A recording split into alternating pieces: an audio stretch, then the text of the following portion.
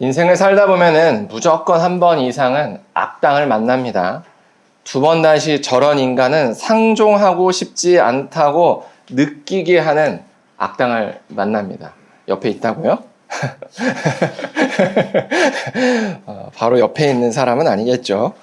그런데 참 이상한 건 하나님은 왜 저런 악당을 그냥 놔두실까? 이런 생각이 듭니다. 우리의 마음 같아서는 지금 당장이라도 무슨 천벌이 내려야 될 것 같은데 그냥 잘 먹고 잘 사는 것 같아요. 그래서 이게 직접 내가 이제 힘을 써서 복수를 해주고 싶다라는 마음이 우리에게 다 있어요. 근데 또 막상 이렇게 복수를 또 하려고 하잖아요. 또 이게 성경책을 읽어보면 또 복수하지 말라라고 또 써 있어서 또 괜히 복수했다가 하나님께 내가 혼날 것 같아서 또 주저하는 게 또 우리의 상황입니다. 그렇다면 하나님의 뜻대로 가장 안전하게 복수하는 법은 없을까요? 그 답이 바로 오늘 본문에 있습니다. 그래서 오늘 설교를 잘 들어보시면 하나님의 뜻대로 우리가 할 수 있는 가장 안전한 복수가 무엇인지를 아실 수 있을 겁니다. 오늘 본문은 블레셋 전쟁에 참여한 사울 이야기입니다. 우리가 지금 사무엘서를 쭉 나가고 있는데요. 그 사무엘서 이제 마지막 부분에 왔습니다. 그래서 다시 이 사무엘서의 약간 마지막 부분을 정리하면 이렇습니다. 사무엘상 28장에 블레셋과 이스라엘 사이에 전쟁이 일어나서 그 전쟁에 참여한 사울의 이야기가 나왔어요. 그래서 사울이 두려워해서 이제 귀신을 불러내는 그 여자를 찾아간 게 28장에 나옵니다. 그리고 29장, 30장에는 다윗의 이야기가 나와요. 그 사이에. 그리고 오늘 본문 31장에 와서 다시 사울의 모습이 나옵니다. 그래서 그 구조를 보면 28장, 31장, 그리고 그 사이에 다윗 이야기가 껴있는 거죠.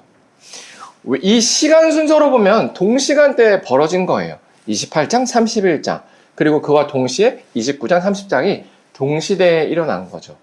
근데 왜 사무엘서의 기자는 이거를 왜 그 사울 이야기 사이에 다윗 이야기를 껴놨느냐? 그 이유는 사울과 다윗의 운명이 엇갈리는 것을 보여주기 위한 거죠. 다윗은 점점 올라가지만 사울은 추락하고 있다는 것을 극적으로 보여주기 위해서 이렇게 구조를 잡은 거예요. 그래서 오늘 본문을 보면 사울이 완전히 추락합니다. 어떻게 추락을 하냐면 블레셋 사람들이 이스라엘 사람들을 쳐요. 그런데 이스라엘 사람들이 그동안은 잘 버텼는데 이번 전쟁에서만큼은 속수무책으로 당합니다. 그래서 다 막 도망치는 거예요. 어디까지 도망치냐면 요단강을 기점으로 요단강 동편으로 넘어갑니다. 그 이스라엘은 요단강을 기점으로 요단강 동편과 서편으로 나뉩니다. 동편에는 이제 세 지파가 살고 있고요. 나머지는 서편에 살고 있었어요. 그럼 블레셋은 어디 있느냐? 서편 끝자락에 있었어요. 근데 그 서편 끝자락에 있던 블레셋이 이제는 이스라엘을 다 점령해서 이 서편에 있던 이스라엘 사람들이 거의 다 죽거나 아니면 동편으로 도망친 상황이 바로 오늘 본문의 상황인 거죠. 그렇게 이스라엘 사람들이 다 도망치니까 사울이 아무리 열심히 싸워도 밀리는 거예요. 그러다 사울의 세 아들이 다 전쟁에서 죽었어요. 사울이 이 모습을 본 거죠. 자신의 세 아들이 자신의 눈앞에서 죽었으니까 얼마나 마음이 아프겠어요. 그런데 그 슬픔을 누릴 수 있는 시간조차 없었어요.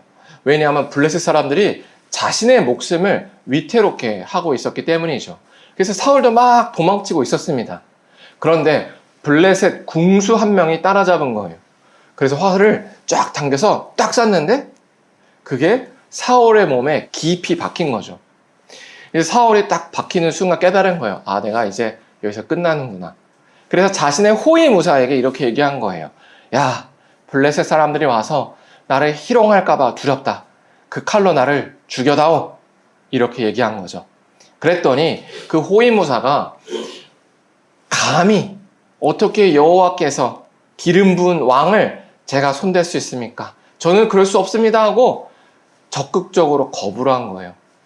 그러니까 사울이 하는 수가 없다 해가지고 자신의 칼을 땅에다 딱 세워놓고 그 위에 자신이 그냥 엎드려져서 죽은 거죠. 그러니까 그 모습을 보고 있던 호위무사가 어때요? 자기가 섬기던 주군이 죽으니까 자기도 따라서 죽은 거예요. 그렇게 그날, 딱 그날에 그 이스라엘 사람들 뿐만 아니라 사울의 세 아들, 그리고 사울과 관련된 거의 모든 사람들이 다 그렇게 전쟁에서 죽었습니다. 이처럼 하나님께서는 그동안 수많은 악을 행했던 사울을 벌하셨습니다. 우리가 사무엘서를 쭉 나가서 알죠. 사울이 그동안 어떤 죄를 졌는지 잘 압니다. 시기심 때문에 다윗을 죽이려고 했어요. 다윗이 사울에게 잘못한 것도 없는데도 말이죠. 그리고 다윗을 죽이는 걸로 끝나지 않고 이제 다윗을 도왔다는 명분으로 하나님의 제사장들을 다 죽였던 죄가 있습니다. 그리고 그것뿐만 아니라 다윗을 계속 추격해가면서 다윗을 계속 없애려고 끊임없이 고통을 줬죠. 그리고 이제 나중에는 이 사울은 하나님을 떠나는 것 뿐만 아니라 하나님이 가장 싫어하는 이런 무당을 찾아가서 하나님을 대적하는 그런 모습을 보여주었죠. 참 흥미로운 건 그동안 계속 이런 모습이 있는데도 그냥 왜 안 죽이시지라고 했다라는 거죠. 그러나 하나님은 결국 이 31장에 와서 사울에게 합당한 벌을 주신 겁니다. 정말로 그동안의 죄가 얼마나 컸는지를 깨닫게 하기 위해서 사울이 보는 앞에서 사울의 세 아들들이 다 죽게 하시고 사울도 정말로 그 전쟁 가운데 비참하게 죽는 모습을 보여주시는 거죠. 이것처럼 하나님은 죄를 결코 간과하지 않으십니다. 그래서 하나님 앞에 죄를 지으면요, 다 그에 합당한 벌을 받게 하신다는 거죠.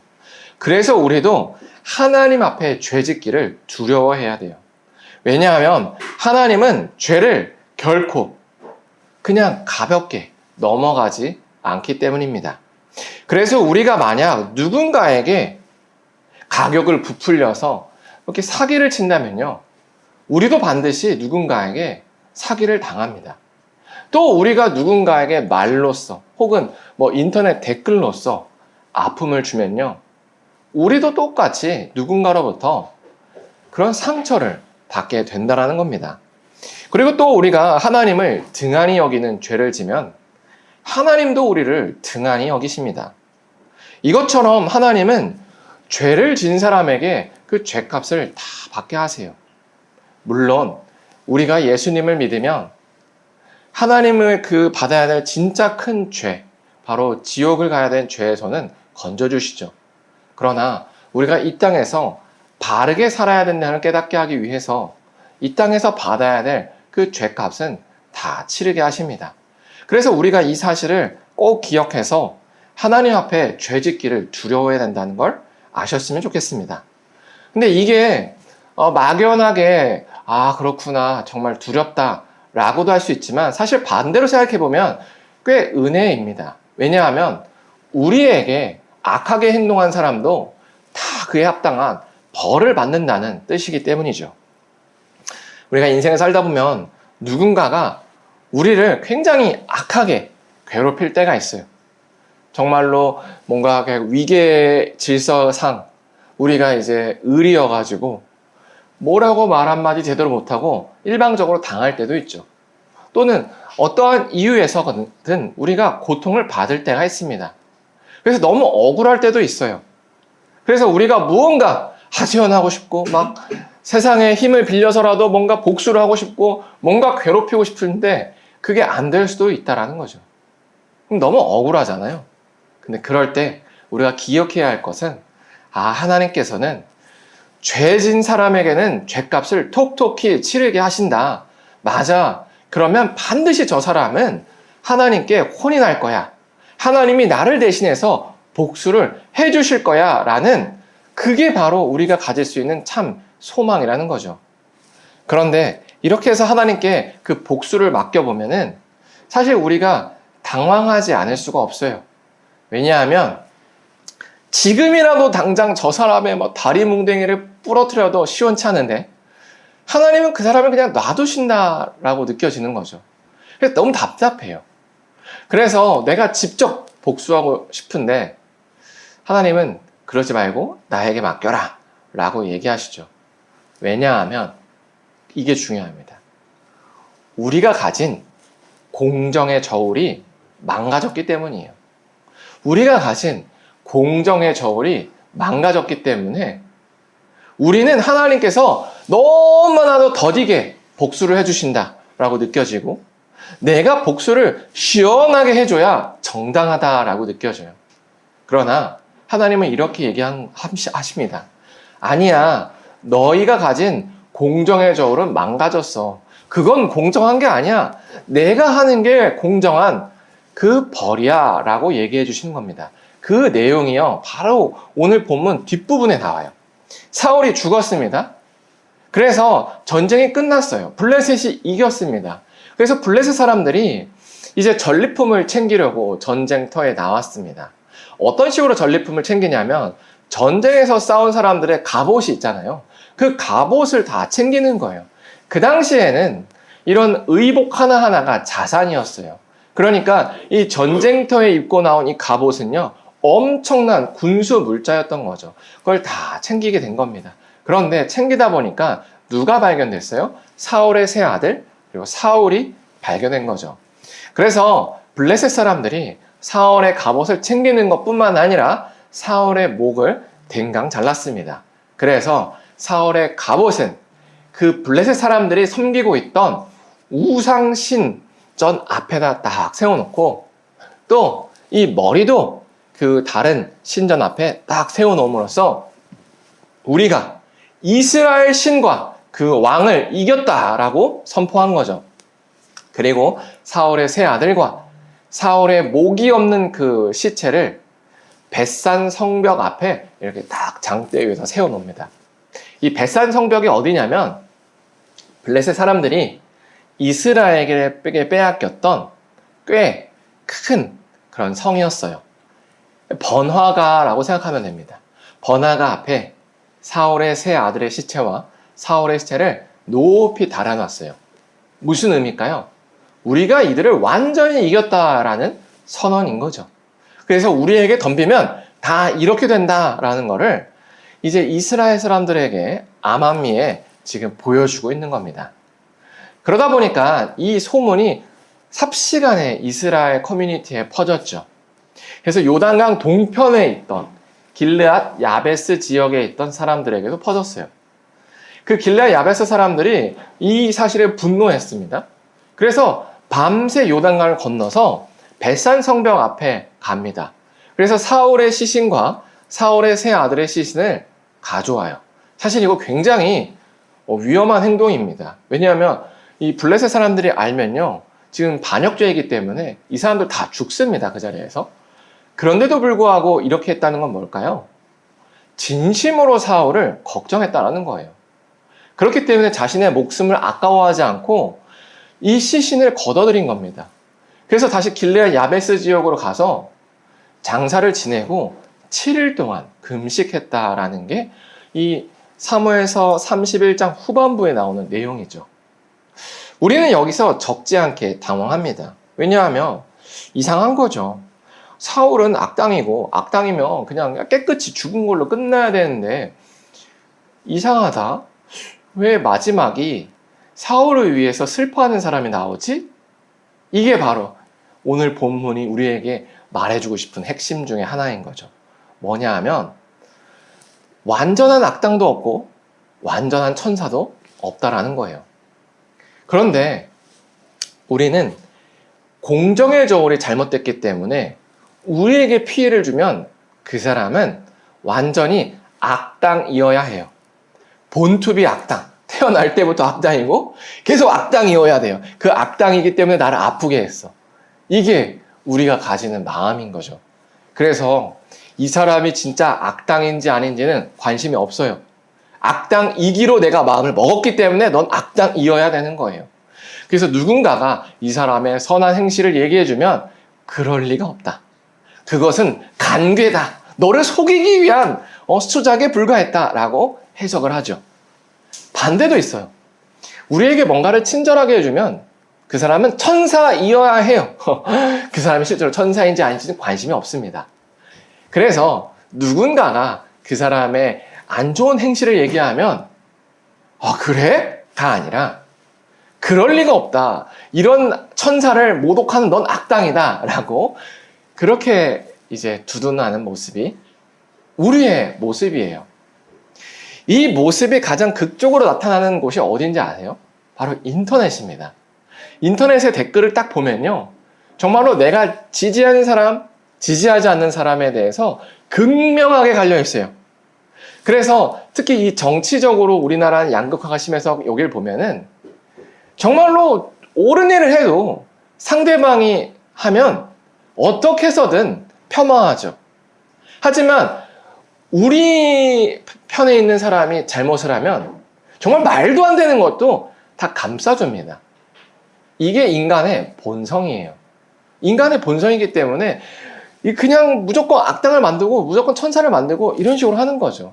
이게 우리의 공정의 저울이에요. 그렇기 때문에 망가져 있는 거죠. 그래서 하나님은 이걸 보여주기 위해서 이 사울의 마지막을 아이러니하게 마무리하세요. 다윗에게 행한 걸 보세요. 악당이죠. 정말 그 악당다운 끝을 맺어야 됩니다. 근데 이상하죠? 다윗에게는 악당이었지만 길르앗 야베스 사람들에게는 은인이었어요. 왜 그랬느냐? 길르앗 야베스가 정말로 이 사울이 왕권을 처음으로 가질 때 큰 위험에 빠졌거든요.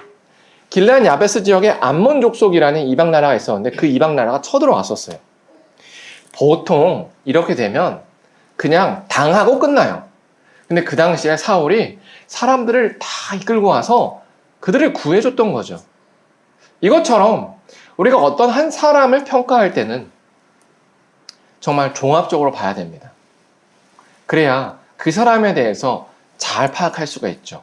근데 우리는 그게 어려워요. 왜냐하면 그 사람의 일평생을 볼 수도 없고 본다고 한들 인정해주고 싶지가 않다라는 거예요. 이런 우리의 속성을 가장 잘 대변해주는 말이 있어요. 유종의 미. 유종의 미라는 말이죠. 너무 좋아요. 마지막을 아름답게 맺어라. 왜일까요? 99개를 잘해도 마지막 한 개를 잘못하면 다 잘못됐다라고 여기기 때문인 거죠. 근데 이게 얼마나 상식적으로 불합리해요. 99개를 잘했잖아요. 근데 한 개를 잘못한 거잖아요. 그럼 99개 잘한 거가 더 크잖아요.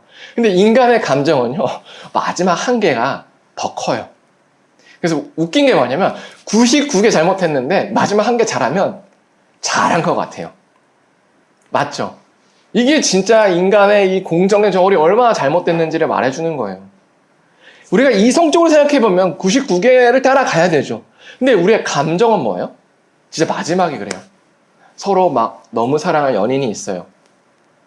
마지막에 한 번 잘못하잖아요? 다 꽝입니다. 그러면 너무 이상하잖아요. 이게 감정적으로는 동의가 되는데 우리 이성적으로는 좀 이상한 거예요. 잘한 게 더 많잖아요. 그러면 이 한 개쯤에 눈 감아줄 수 있잖아요. 근데 인간은 안 그렇다는 거죠. 그러나 하나님은 공정하세요. 그래서 99개와 1개가 있으면 99개도 보시고 1개도 보세요. 그 증거가 뭐냐면 바로 우리예요. 우리가 하나님께 이렇게 예배도 드리고 찬양도 하고 교제를 합니다. 맞죠? 평탄할 때는요, 하나님과 친밀하게 교제를 해요.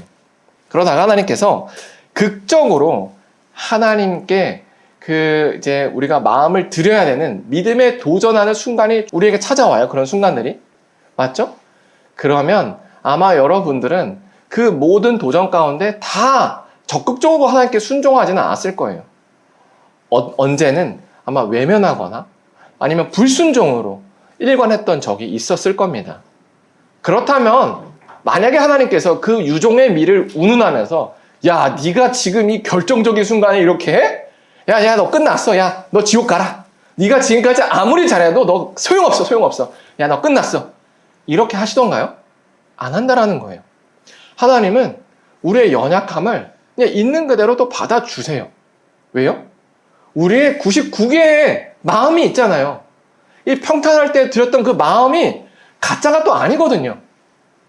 진짜 이 한 번이라도 그 중요한 순간에 넘어질지언정 하나님은 이것도 안타까워하지만 이것도 좋게 보신다라는 거예요. 그래서 그 관계가 계속 유지되는 거 아니겠어요?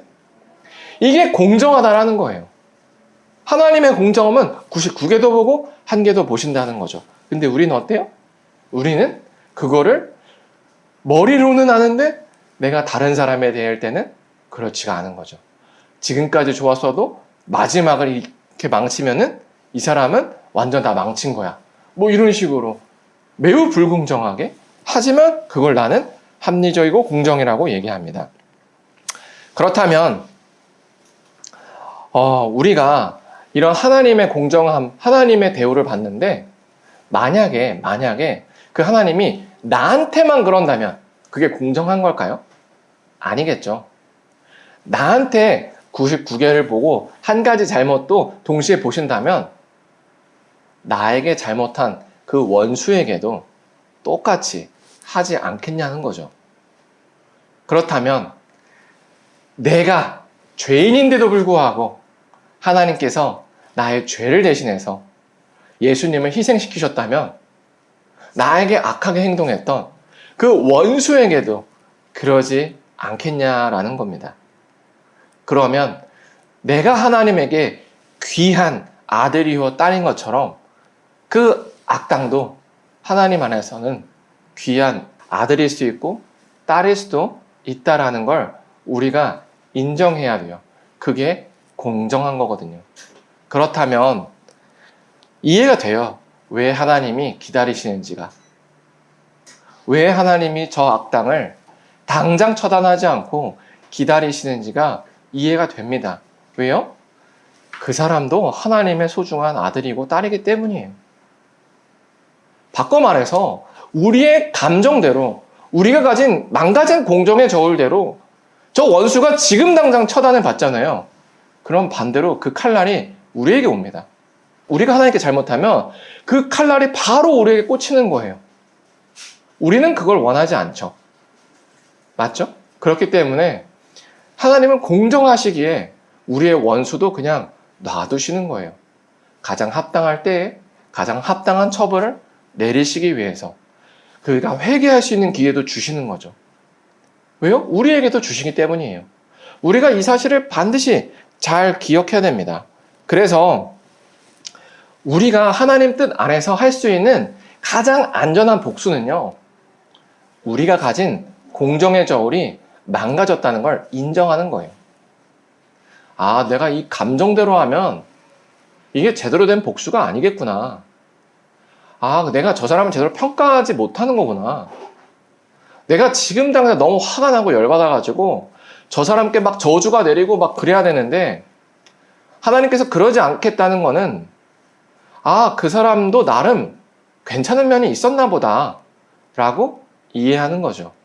그리고 하나님께 그 복수를 맡기는 겁니다. 그러면 하나님께서 반드시 그 때에 맞는 합당한 벌을 주세요. 왜냐하면 하나님은 죄를 간과하시지 않으시기 때문이죠. 그리고 하나님은 우리가 아팠던 걸 다 기억하세요. 그거를 또한 무시하지 않으십니다. 그래서 우리가 아팠던 거 그 사람이 고스란히 받게 다 하세요. 그래서 우리가 여기서 위로를 얻고 정말로 이 복수를 기대해야 되는 겁니다.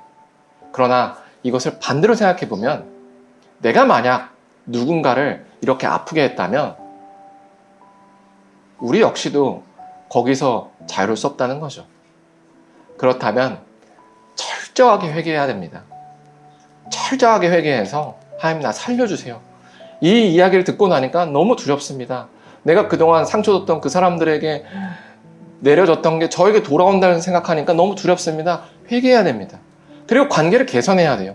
그 사람께 찾아가셔야 돼요. 연락하셔야 돼요. 내가 미안하다고 해야 됩니다. 안 하면요, 누군가에게 그거를 다시 내가 당할 수 있어요. 그래서 저는 소망하기로 우리 모두가 우리가 가진 그 공정의 저울이 틀렸다는 걸 인정했으면 좋겠습니다. 그래야 용서가 되고, 그래야 하나님께 맡길 수 있기 때문이죠. 이렇게 할 때 우리의 삶의 모습이 세상과 달라요. 이렇게 할 때에야 우리의 모습이 세상과 달라요. 그래야 우리 주변에 아직 예수님을 모르고 아직 하나님 나라를 모르는 사람들이 우리의 삶을 통해서 뭐가 있구나. 이 사람의 삶을 보니까 이 사람이 말하는 진짜 그 하나님 나라가 이 땅에서 시작이 된 게 맞구나 라는 걸 느낀다라는 거죠. 만약에 우리조차도 똑같이 내가 공정해, 내가 정의야, 내가 맞아, 나한테 상처를 줬으면 저 사람은 정말 큰 벌을 받아야 돼 라고 똑같이 반응한다면 세상 사람들은 이 땅에 하나님 나라가 시작됐다는 걸 절대로 모를 거예요. 예수님으로 말미암아 하나님의 나라가 이 땅에 시작이 되었고 우리도 그 하나님 나라에 참여한 천국 백성으로서 살아가고 있죠. 그런데 우리가 만약 이런 하나님 나라의 삶의 방식을 거부해버리고 그냥 우리의 혈기대로 세상 사람과 똑같이 산다면 하나님의 나라는 이 땅에 보여지지 않을 겁니다. 하나님은 우리를 부르신 이유가 우리를 통해서 그 하나님의 나라를 이 세상에 열렸다는 걸 알려주길 원하세요. 그래서 하나님 나라의 방식대로 살기를 우리에게 요청하시는 거죠. 그래서 우리가 이 시간에 찬양하고 기도할 때에 이렇게 기도했으면 좋겠습니다. 우리가 가진 공정의 저울이 틀렸다는 걸 인정해서 하나님께 복수를 맡기게 해달라고 우리 기도했으면 좋겠습니다. 아시겠죠?